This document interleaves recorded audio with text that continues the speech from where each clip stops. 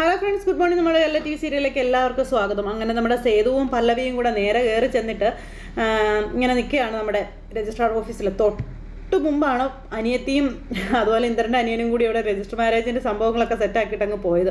അപ്പോൾ അവരുടെ നോട്ടീസ് ബോർഡിൽ ഇടാനുള്ള ഫോട്ടോയും കാര്യങ്ങളൊക്കെ ഒട്ടിച്ചോട്ട് നിൽക്കുമായിരുന്നു അവിടുത്തെ ജോലിക്കാരൻ. അപ്പോഴാണ് സേതു ഒക്കെ അങ്ങോട്ടേക്ക് കയറി ചെല്ലുന്നത്. സേതുവിനെ കണ്ടപ്പോഴത്തേക്കും ആരേതാണോ എന്ന് പറഞ്ഞുകൊണ്ട് ഓടി അങ്ങോട്ടേക്ക് ചെന്നോട്ടേ മുരുകൻ. അപ്പോൾ എന്താ ഇത്, എൻ്റെ പൊന്നണ്ണ, മുന്നാധാരം കാണാനില്ലെങ്കിൽ അത് ഈ ശരവണനെ വിളിച്ചൊന്ന് പറഞ്ഞാൽ പോരായിരുന്നു എന്നൊക്കെ ചോദിച്ചു. ഞാനത് ശരിയാക്കി തരത്തില്ലേന്നു.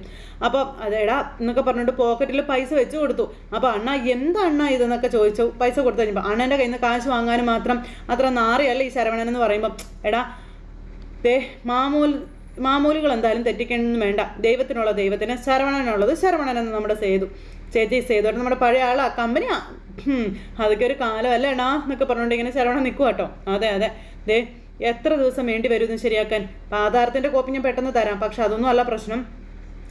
അപ്പോൾ എന്തൊക്കെ പേപ്പറുകളും കാര്യങ്ങളൊക്കെ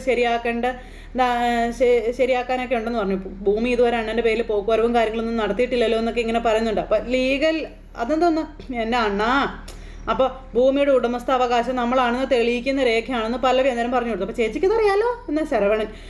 പിന്നെ ഞാൻ ആ നോട്ടീസ് ഒന്ന് ഒട്ടിക്കട്ടെ, ഒരു കല്യാണം, ചെറുക്കനും പെണ്ണിനും ഒരേ നിർബന്ധം ആയിക്കോട്ടെ എന്ന് ഞാനും പറഞ്ഞു. നല്ല പേട വടക്കണ നോട്ട് തന്ന നമുക്കെന്താ പ്രശ്നം? കെട്ടുകയോ പിരിയുകയോ എന്താന്ന് വെച്ചാൽ ആയിക്കോട്ടെ എന്നൊക്കെ പറഞ്ഞ് അങ്ങനെ ശരവണൻ ഇവരുടെ മുന്നിൽ വെച്ച് തന്നെ പാറുവിൻ്റെയും വിശ്വൻ്റെയും ഫോട്ടോ പതിപ്പിച്ച് ആ പേപ്പർ ഒട്ടിക്കുക. അപ്പോൾ ഇവർ രണ്ടുപേരും തിരിഞ്ഞിങ്ങോട്ട് നിൽക്കുക. അപ്പോഴാണ് അയാൾ അവിടെ അത് ഒട്ടിക്കുന്നത്. ശരവണ ആൾ വമ്പാൻ ടീമാ. പിന്നെ ഞാൻ പറഞ്ഞ അവൻ എന്തും ചെയ്യും, എന്നെ വലിയ കാര്യമാണെന്നൊക്കെ പറഞ്ഞ് സേതു ഇങ്ങനെ പറഞ്ഞുകൊണ്ടിരിക്കുക. അതെല്ലാം പറഞ്ഞിട്ട് നിൽക്കുമ്പോൾ അണ്ണാ ആ ഒരു പേപ്പറിന് കുറച്ച് ചിലവും കാര്യങ്ങളൊക്കെ ഉണ്ടെന്ന് പറഞ്ഞു. അപ്പോൾ അണ്ണനും ചേച്ചിയും കല്യാണമൊക്കെ കഴിഞ്ഞോ എന്നൊക്കെ ചോദിച്ചു. അത് വെയിറ്റിംഗ് ആണോ? അപ്പോൾ കല്യാണം കഴിഞ്ഞ് നീ അറിയാതിരിക്കോടാ, ഇതേ വെയിറ്റിംഗാ എന്നും പറഞ്ഞുകൊണ്ട് ഇങ്ങനെ സേതു നേരം പറഞ്ഞു. പല്ലവിയൊക്കെ ആയിട്ട് നിൽക്കുന്നു. അപ്പം നല്ല തങ്കപ്പെട്ട മനുഷ്യനാ ചേച്ചി, സ്നേഹിച്ചു കൂടെ കൊണ്ട് നടന്നാം, വീടൊരു സ്വർഗ്ഗമാക്കി തരുമെന്നും അല്ല അണ്ണാ എന്നൊക്കെ ഇങ്ങനെ നമ്മുടെ ശരവണ പറയുമ്പോൾ അതെനിക്കറിയാം, അതല്ലേ എല്ലായിടത്തും ഞാനും കൂടെ വരുന്നത്, അത്രയും നേരം കൂടി അടുത്തിരിക്കാവല്ലോ എന്ന് നമ്മുടെ പല്ലവി. സ്വർഗത്തിലെ കാവൽക്കാരനൊപ്പം എന്ന് നമ്മുടെ പല്ലവി പറഞ്ഞപ്പോൾ കറക്റ്റ്, അതാണ് ശരിയെന്ന് അദ്ദേഹം ഈ ശരവണൻ പറഞ്ഞു. എന്നാണ് ഞാൻ വിളിക്കാട്ടോ, കുറച്ച് ദിവസമുള്ളത് തിരക്കുള്ള ദിവസം കേട്ടോ എന്ന് പറഞ്ഞു. അങ്ങനെ ഇവരെ പറഞ്ഞിട്ട് ശരിയെന്ന് പറഞ്ഞു അവരങ്ങ് പോയി. അത് കഴിഞ്ഞ് പിന്നെ കാണിക്കുന്നത് അവിടെ നമ്മുടെ മാഷ് പത്രം വായിച്ചുകൊണ്ടിരിക്കുമ്പോഴത്തേക്കും പാറു വീട്ടിലേക്ക് വന്നു. അമ്മാവൻ തിരിച്ചു പോയോ എന്ന് ചോദിച്ച്. ഒന്നും മിണ്ടുന്നില്ല. അമ്മാവൻ തിരിച്ചു പോയോ? ഇല്ല. അല്ലെങ്കിൽ തന്നെ നീ എന്തിനാ ഇനി അമ്മാവനെ പറ്റിയൊക്കെ അന്വേഷിക്കുന്നു എന്ന് ചോദിച്ചു. അവൻ പറയുന്നതനുസരിക്കാൻ നീ തയ്യാറല്ലല്ലോ എന്നും പറഞ്ഞു. അപ്പോൾ അതൊക്കെ കേട്ട് നീ അവൻ്റെ ഒപ്പം പോയിരുന്നെങ്കിലേ ഈ കുടുംബം രക്ഷപ്പെട്ടു പോയേനെന്നൊക്കെ പറയുവാണേ. അപ്പോൾ അതൊക്കെ കേട്ടപ്പോൾ ഞങ്ങൾക്ക് ആ യോഗമില്ല എന്നും കൂടെ പറഞ്ഞു. പിന്നെ പറഞ്ഞിട്ട് എന്താ കാര്യം, ഞാനിവിടുന്ന് പോയാൽ അമ്മയ്ക്ക് സന്തോഷമാകുമോ എന്ന് പാറു അന്നേരം ചോദിച്ചു. അത് കേട്ടപ്പം മനസ്സിലായില്ല നീ എന്താ പറയുന്നത്. അപ്പം ഞാനാണല്ലോ നിങ്ങളുടെ ദുഃഖത്തിൻ്റെ കാരണം, അപ്പോൾ പോകേണ്ടത് ഞാനല്ലേ എന്ന് നമ്മുടെ പാറു അമ്മയോട് പറയുന്നു. അപ്പോൾ അച്ഛൻ ഇങ്ങനെ നോക്കുക, അങ്ങനെ പാറു സമ്മതിച്ച് പോകാമെന്ന്. അത് കേട്ടപ്പോൾ അവർ ഞെട്ടിപ്പോയി. നിങ്ങൾ പറയുന്നത് എന്തും കേൾക്കാൻ ഞാൻ തയ്യാറാണെന്ന് പാറു പറഞ്ഞു. ഞാൻ പോകാമെന്നും. അപ്പം നീ ഞങ്ങളെ പറ്റിക്കാൻ വേണ്ടി പറയുന്നതല്ലല്ലോ എന്ന് ശോഭാമ്മ ചോദിക്കുമ്പോൾ അങ്ങനെ എങ്ങനെ തോന്നിയോ അമ്മയ്ക്ക് എന്ന് മോള് ചോദിച്ചു. പെട്ടെന്ന് അതൊന്നുമല്ല, ഒരു തീരുമാനം എടുത്താൽ അതിൽ നിന്നും നീ സാധാരണ മാറാറില്ലല്ലോ, ഇതിപ്പോൾ ആദ്യമായിട്ടാണ് ഇങ്ങനെ, അതുകൊണ്ടാ എന്നൊക്കെ ഞാൻ പറഞ്ഞു. അവൾക്ക് അവളുടെ തെറ്റു മനസ്സിലായെന്നും അതുകൊണ്ടല്ലേ അവൾ നമ്മൾ പറയുന്നത് അനുസരിക്കാമെന്ന് സമ്മതിച്ചതല്ലേ മോളെ എന്നും പറഞ്ഞുകൊണ്ട് അച്ഛൻ ഇങ്ങനെ വന്നു. അപ്പോഴേക്കും പാറുവിൻ്റെ മുഖം അങ്ങ് അല്ലാതായിട്ടിരിക്കുക. അമേരിക്കയിൽ പോയിട്ട് വന്നാൽ നിന്റെ തലവര തന്നെ മാറും മോളെ, വിശ്വനേക്കാളും നല്ലൊരു പയ്യനെ നിനക്ക് കിട്ടുമെന്നൊക്കെ പറയുമ്പം എന്താമേ, സൂപ്പർ മാർക്കറ്റിൽ നിന്ന് സാധനങ്ങൾ തിരഞ്ഞെടുക്കുന്നത് പോലെയാണോ ബന്ധങ്ങൾ തിരഞ്ഞെടുക്കുന്നതെന്ന് മകൾ അമ്മയോട് ചോദിച്ചു. നേരം അതിന് വല്ലതും പറയാനുണ്ടോ? ഒന്നും പറയാനില്ല. നമുക്ക് വേണ്ടിയാ വിശ്വനേട്ടൻ്റെ തല്ല് കൊണ്ടതെന്നും ആ തല്ല് കാരണം ആശുപത്രിയിലായ വിശ്വനെ ഞാനൊന്ന് കാണാൻ പോയത് നിങ്ങൾക്ക് ഇഷ്ടപ്പെട്ടില്ല എന്നുള്ള കാര്യങ്ങളും പാറു അന്നേരം അവിടെ വെച്ച് ഇങ്ങനെ പറഞ്ഞു കേട്ടോ. വിശ്വൻ്റെ ബൈസ്റ്റാൻഡറായിട്ട് നിൽക്കാൻ ഞാൻ വിശ്വൻ്റെ ആരാണെന്ന് വരെ നിങ്ങൾ എന്നോട് ചോദിച്ചില്ലേ? ശരിയാ, ആരാണ് ഞാൻ വിശ്വൻ്റെ? ഞാൻ ആരുമല്ല. അതിനൊരു ഉത്തരം കണ്ടുപിടിക്കാൻ വേണ്ടിയിട്ടാണ് ഞാനിപ്പോൾ അമേരിക്കയിലേക്ക് പോകുന്നത് എന്നുള്ള കാര്യം പാറു അന്നേരം പറഞ്ഞു. ഇത് കേട്ടപ്പോൾ ഇവർ ഞെട്ടി. അമ്മാവനെ വിളിച്ച് പറഞ്ഞോളൂ ഞാൻ സമ്മതം മൂളി എന്നുള്ളതെന്നൊക്കെ പറഞ്ഞുകൊണ്ട് ഇങ്ങനെ നമ്മുടെ പാറു പറയാം, എല്ലാം ഞാൻ തീരുമാനിച്ചു കഴിഞ്ഞെന്നും ഇനി അങ്ങോട്ടുള്ള എൻ്റെ ജീവിതം എങ്ങനെയായിരിക്കണമെന്ന് എനിക്കിപ്പം നല്ല നിശ്ചയമുണ്ടെന്നുള്ള കാര്യങ്ങളൊക്കെ നമ്മുടെ പാറു ഇങ്ങനെ പറയാം. അപ്പോൾ അത് കേട്ടപ്പോൾ ഇവരൊന്നും വല്ലാതെ ആയിട്ടോ. അപ്പോൾ അതും പറഞ്ഞ് പാറു അവിടെ നിന്ന് അങ്ങോട്ടേക്ക് പോയി. പാറു അങ്ങ് പോയി കഴിഞ്ഞപ്പോൾ ഇതെന്താ മാഷി ഇവൾ ഇങ്ങനെയൊക്കെ പറഞ്ഞിട്ട് പോകുന്നു എന്ന് അമ്മ ചോദിക്കുക. എന്തായാലും അവളുടെ മനസ്സ് മാറിയല്ലോ എന്ന് പറഞ്ഞ് ഇങ്ങനെ നിൽക്കുന്നു. ഇത് കഴിഞ്ഞതിന് ശേഷം പിന്നെ കാണിക്കുന്നത് നമ്മുടെ പല്ലവി അവിടെ ഇരിക്കുന്നു, സേതു അവിടെയുണ്ട്, പൊന്നമടത്തില്ല. അപ്പോഴത്തേക്ക് അമ്മയുടെ കോള് വന്നു. അമ്മയുടെ കോള് വന്നപ്പോഴത്തേക്കും ഭയങ്കര സന്തോഷത്തോടെ പറയാമെന്ന് പറഞ്ഞ് കോളിലെടുത്തു കേട്ടോ പല്ലവി. മോളെ, പാറുവിൻ്റെ മനസ്സ് മാറി, അവള് ബാംഗ്ലൂർക്ക് പോകാമെന്നുള്ള കാര്യം സമ്മതിച്ചെന്ന് പറഞ്ഞു. ആണോ എന്നും ചോദിച്ചുകൊണ്ട് പല്ലവി. നല്ല വാർത്തയാണല്ലോ അമ്മ ഇപ്പം പറഞ്ഞത്, അത്ഭുതമായിരിക്കുകയാണല്ലോ അമ്മ. ആ അതെ, സാധാരണ അവളിൽ നിന്നും ഇങ്ങനൊരു മാറ്റമൊന്നും നമുക്ക് പ്രതീക്ഷിക്കാനായിട്ട് പറ്റത്തില്ലല്ലോ. ശരിക്കും അവൾ നമ്മളെ ഞെട്ടിച്ചു കളഞ്ഞു മോളെ എന്ന് പറയുമ്പോൾ നന്നായി അമ്മേ, ഇപ്പോഴേ എനിക്കൊന്ന് മനസ്സമാധാനമായതെന്ന് പറഞ്ഞു പല്ലവി. അപ്പോൾ എനിക്കുണ്ടായ സമാധാനം അത് പറഞ്ഞറിയിക്കാൻ പറ്റുന്നില്ല, അതാ ഞാൻ നിന്നെ വിളിച്ചതെന്ന് അമ്മ മോളോടും പറഞ്ഞു. അപ്പോൾ ചിന്തിച്ചപ്പോഴേ നമ്മൾ പറയുന്നതാണ് ശരിയെന്ന് അവൾക്ക് തോന്നിക്കാണുമെന്നൊക്കെ വിശ്വനെ മറക്കാൻ അവൾ തീരുമാനിച്ചത് അതുകൊണ്ടൊക്കെ ആയിരിക്കും എന്നൊക്കെയുള്ള കാര്യങ്ങളും ഒക്കെ ഇങ്ങനെ പറയുക. ഏതായാലും ആ ഒരു ബാധ അത് തലയിൽ നിന്ന് ഒഴിഞ്ഞു പോയല്ലോ, അത്ര ആശ്വാസമാണെന്നൊക്കെ പറഞ്ഞു. പിന്നെ മോളെ, എന്നാൽ നിന്റെ ജോലികളും കാര്യങ്ങളൊക്കെ നടക്കട്ടെ, ഞാനേ വിശദമായിട്ട് പിന്നീട് വിളിച്ചോളാം കേട്ടോ എന്ന് പറഞ്ഞു. ഇപ്പം ശരി അമ്മയെന്ന് പറഞ്ഞു ഫോൺ അങ്ങ് കട്ട് ചെയ്തു. അത് കഴിഞ്ഞിട്ട് പല്ലവി അത് സേതുവിനോട് പറയാം. എന്നാലും പാറു സമ്മതിച്ചു വന്നു സേതു ചോദിക്കോ, വിശ്വനെ അല്ലാതെ മറ്റാരെയും സ്വന്തം ജീവിതത്തിൽ ഉണ്ടാക്കില്ല എന്ന് പറഞ്ഞിട്ട് അത് നാളൊന്നും ആയില്ലല്ലോ എന്നൊക്കെ ഇങ്ങനെ പറയുക സേതു. ഇത്ര പെട്ടെന്ന് മറന്നു അവനെ. ചിന്തിച്ചു നോക്കിയപ്പോൾ വിശ്വനേക്കാളും നല്ലത് അമേരിക്ക ആണെന്നൊരു പക്ഷേ അവൾക്ക് തോന്നിക്കാണുമായിരിക്കും സേതു ഏട്ടാ, നമുക്കൊന്നും പറയാൻ പറ്റില്ലല്ലോ എന്നിങ്ങനെ പറയണം നമ്മുടെ പല്ലവി. അല്ല പല്ലവി, സംശയം ഞാനൊന്ന് ചോദിച്ചോട്ടെ? ആ ചോദിച്ചോളാൻ പറഞ്ഞു. അല്ല, പാറുവിൻ്റെ സ്ഥാനത്ത് പല്ലവിയാണ് എന്ന് വിചാരിക്കുക, പല്ലവി എന്തായിരിക്കും തീരുമാനിക്കുക എന്ന് സേതു നൈസായിട്ടങ്ങ് ചോദിക്കാം. അപ്പോൾ പല്ലവിക്ക് അമേരിക്ക മതിയെന്നോ അതോ വിശ്വനെ തന്നെ മതിയെന്ന് തീരുമാനിക്കുമെന്ന് ചോദിച്ചു. അപ്പോൾ സംശയം എന്താ, വിശ്വനെ മതിയെന്ന് തീരുമാനിക്കുമെന്ന് നമ്മുടെ പല്ലവി പറയാം. പക്ഷേ അവിടെ ഒരു വ്യത്യാസമുണ്ട്. വിശ്വനെ മതിയെന്ന് പറയുന്നതിന് മുൻപ് ഒരുപാട് ഞാൻ ചിന്തിക്കുമെന്നുള്ള കാര്യങ്ങൾ നമ്മുടെ പാറു പറയാം. ശ്വേതേട്ടൻ എന്താ എന്നെപ്പറ്റി കരുതി വെച്ചിരിക്കുന്നത്?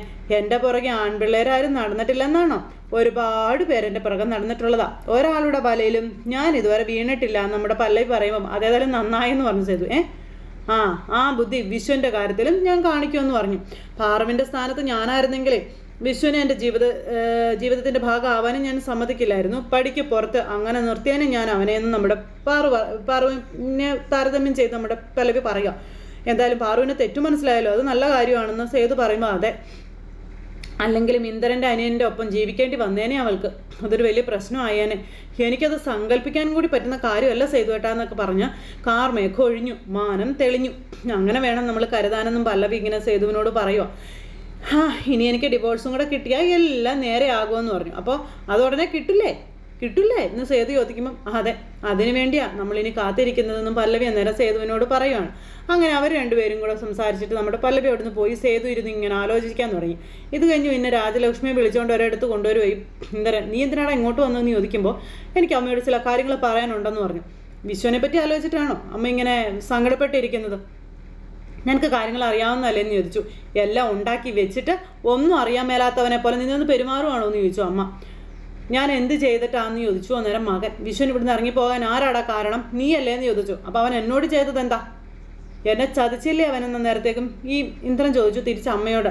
ചതിയുടെ ശിക്ഷ അത് കൊടുക്കാൻ എനിക്ക് അറിയാൻ മേലാത്തത് കൊണ്ടല്ല, കൂടപ്പറപ്പായി പോയെന്നുള്ളത് കൊണ്ട് മാത്രമാണെന്ന് പറയുമ്പോൾ നീ എന്താടാ അവനെ കൊല്ലുമോ എന്ന് ചോദിച്ചു. എന്നാൽ നീ കൊണ്ടേ കൊല്ലടാ, അവനെ മാത്രം ആക്കണ്ട, എന്നെയും കൂടെ കൊല്ലാനായിട്ട് രാജലക്ഷ്മി പറയാം, അപ്പോഴെങ്കിലും നിനക്ക് സമാധാനം ആവട്ടെ എന്നും. ഇത് കേട്ടപ്പോൾ എന്താമ്മ ഇത്, നിങ്ങളെന്ത് എൻ്റെ ഭാഗത്തു നിന്ന് ചിന്തിക്കാത്തത്? എൻ്റെ രോഗം അത് എൻ്റെ കുറ്റമാണോ എന്ന് ഇന്ദ്രൻ ചോദിച്ചു. സമയത്ത് കണ്ടുപിടിച്ച് ചികിത്സിച്ചിരുന്നെങ്കിൽ എൻ്റെ അസുഖമേ ഭേദമായേനെ, ആരാ അത് ചെയ്യാതിരുന്ന ചോദിക്കുമ്പം ഞാനാടാ, ഇനി എന്നെയും കൂടെ നീ കുറ്റം പറ, ഞാനാടാ എല്ലാം ചെയ്തു വെച്ചത്. അല്ലെങ്കിലും അവസാനം പഴി മുഴുവനും കേൾക്കേണ്ടി വരുന്നത് ഞാനാകുമെന്നുള്ളത് എനിക്ക് അറിയാമെന്നൊക്കെ ഇങ്ങനെ അമ്മ മോനോട് പറയുക. നീ ഒരു സത്യം അത് മനസ്സിലാക്കിക്കോ, എന്ന് നീ എൻ്റെ മകനായിട്ട് ജനിച്ചോ അന്ന് തുടങ്ങിയതാടാ എൻ്റെ കഷ്ടകാലമെന്ന് പറഞ്ഞ് അമ്മ ഇങ്ങനെ പറയുമ്പോഴേക്കും ഇന്ദ്രൻ ഞെട്ടിപ്പോയി അമ്മ ഇത് പറയുന്നത് കേട്ടപ്പം. എനിക്കെൻ്റെ ഭർത്താവിനെ നഷ്ടപ്പെട്ടു, ഞാൻ ആഗ്രഹിച്ച ഒരു മകനാകാൻ ഇതുവരെ നിനക്ക് കഴിഞ്ഞിട്ടില്ലെന്നും പിന്നെ വിശ്വനിലായിരുന്നു എൻ്റെ പ്രതീക്ഷ മുഴുവനും, അത് നീയായിട്ടില്ലാണ്ടാക്കിയെന്നൊക്കെ പറഞ്ഞ് ഭയങ്കരമായിട്ട് സങ്കടപ്പെടും അമ്മ. നീ ഒറ്റൊരുത്തനാ നമ്മുടെ വീട്ടിലെ സമാധാനം മുഴുവൻ കളയുന്നതെന്നൊക്കെ പറയുന്നപ്പോഴേക്കും ഇന്ദ്രൻ ഞെട്ടി ഇങ്ങനെ അമ്മയെ നോക്കുക. അമ്മ നോക്കുന്ന നോട്ടം കണ്ടു കഴിഞ്ഞപ്പോൾ ഇന്ദ്രൻ ഇങ്ങനെ അന്തം വിട്ട് നിൽക്കുന്നു. ഇന്ദ്രൻ അതുപോലെ തന്നെ അമ്മയെ നോക്കുന്നു. കല്യാണം കഴിക്കണ്ട എന്ന് എത്ര തവണ ഞാൻ നിന്നോട് പറഞ്ഞതാ, നിർബന്ധം നിനക്കായിരുന്നില്ലേ അപ്പോഴും ഒന്നും. എന്നിട്ട് നാട്ടുകാരോട് മുഴുവൻ പറഞ്ഞു ഞാനാ നിർബന്ധിച്ചതെന്ന്. എന്നിട്ട് എന്താടാ സംഭവിച്ചത്? എടാ ദേ നിന്റെ കുറവുകൾ ഒരിക്കലും നീ മനസ്സിലാക്കിയിട്ടില്ല എന്നും എന്നിട്ട് അതിനനുസരിച്ച് പെരുമാറാൻ നീ പഠിച്ചിട്ടുമില്ല എന്ന് രാജലക്ഷ്മി ഇന്ദ്രനോട് പറയുമ്പോൾ എനിക്ക് മനസ്സിലായി അമ്മേ, എനിക്കെല്ലാം മനസ്സിലായി. അമ്മ പറഞ്ഞു വന്നത് എന്താണെന്ന് എനിക്ക് നന്നായിട്ട് മനസ്സിലായി. എല്ലാത്തിനും കാരണം ഞാൻ ഒറ്റയൊരുത്തനാ, എനിക്കത് മനസ്സിലായി അമ്മേ എന്നൊക്കെ പറയുന്നു.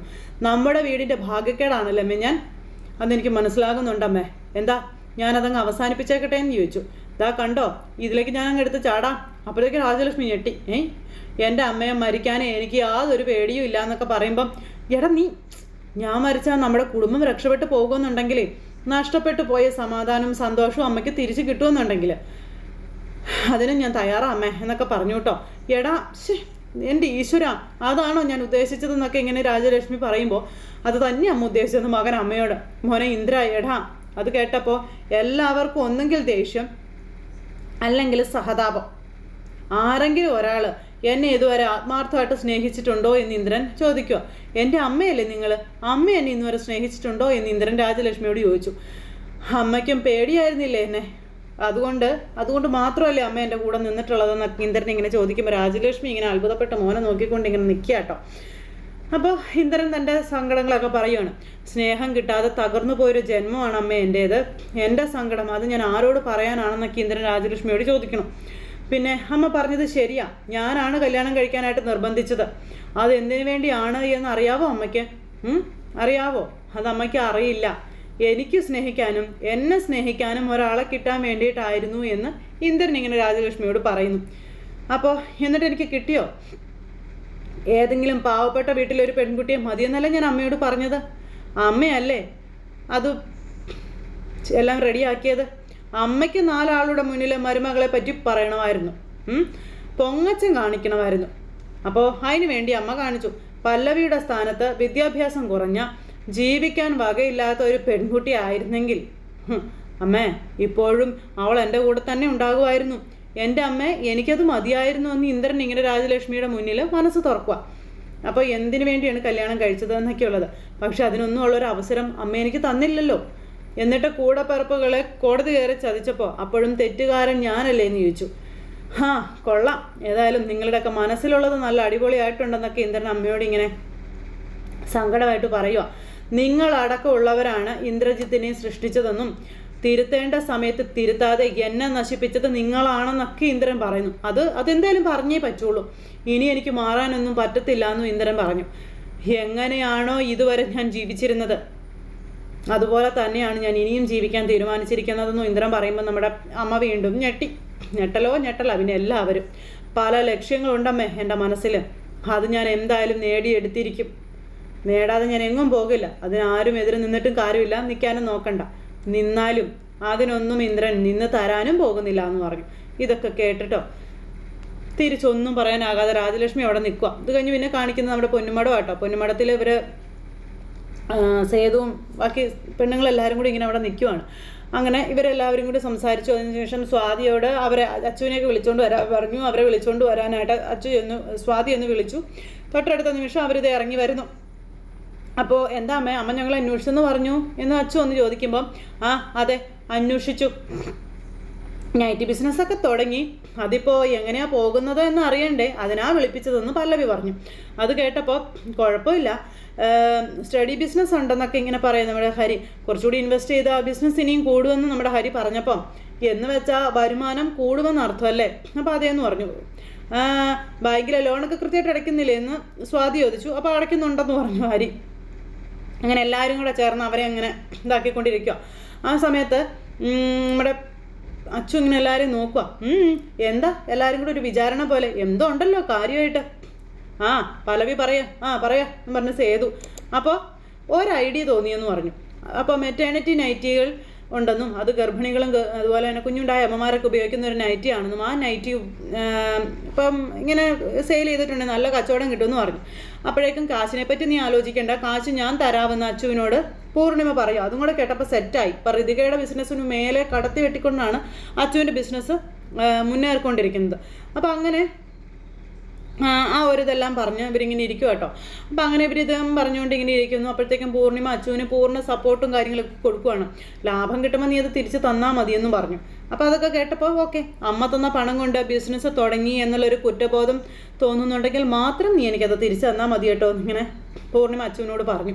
അപ്പോൾ അത് കേട്ടപ്പോൾ ഇങ്ങനെ ചിരിക്കുക നമ്മുടെ അച്ചുവും എല്ലാവരും. ശരി അമ്മേ, അമ്മ പറഞ്ഞതുപോലെ തന്നെ ഞങ്ങൾ ചെയ്തോളാമെന്ന് പറഞ്ഞു. അപ്പോഴത്തേക്കും ഹരി പറഞ്ഞു, ഈ നൈറ്റി ഉപയോഗിച്ച് നമ്മൾ ഈ മാർക്കറ്റ് പിടിക്കുമെന്ന്.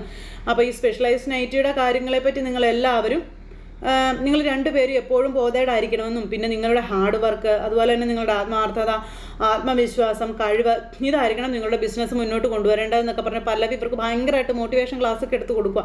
അങ്ങനെ ഇവരെല്ലാവരും കൂടെ ചെയ്ത് ഋതുവിനെ പൊളിച്ചടക്കിക്കൊണ്ട് ബിസിനസ് വമ്പൻ കുതിപ്പിലേക്ക് കുതിച്ചുയരുന്നു. അപ്പോഴേക്കും എന്തായാലും പൂർണിമ ചേച്ചിക്ക് സന്തോഷമായില്ലേ? ചേച്ചി ആഗ്രഹിക്കുന്നത് പോലെ തന്നെ ചേച്ചിയുടെ മക്കൾ ക്ലച്ച് പിടിക്കുമെന്നുള്ള രീതിയിൽ നമ്മുടെ ബേബി ചേച്ചി ഇങ്ങനെ സംസാരിക്കുന്നു. അങ്ങനെ ഇവരെല്ലാവരും ഇതിനെപ്പറ്റി പറഞ്ഞുകൊണ്ടിരിക്കുന്നിടത്ത് ഇന്നത്തെ കഥ അവസാനിച്ചു. ഇത് നമ്മുടെ ഋതികയ്ക്ക് വമ്പൻ തിരിച്ചടിയാകുന്നുള്ള കാര്യത്തിൽ യാതൊരു സംശയമില്ല. ഇനി ഭദ്രകാളിയെ പോലെ ഉറഞ്ഞു തുള്ളിക്കൊണ്ട് ഈ വിവരം അറിഞ്ഞു കഴിയുമ്പോഴത്തേക്കും മുതലാളി ഇങ്ങ് വരും. അപ്പോൾ എല്ലാവരും കാത്തിരുന്ന് കാണത്തില്ല. എല്ലാവർക്കും നല്ലൊരു ദിവസം ആശംസിക്കുകയാണേ. നന്ദി.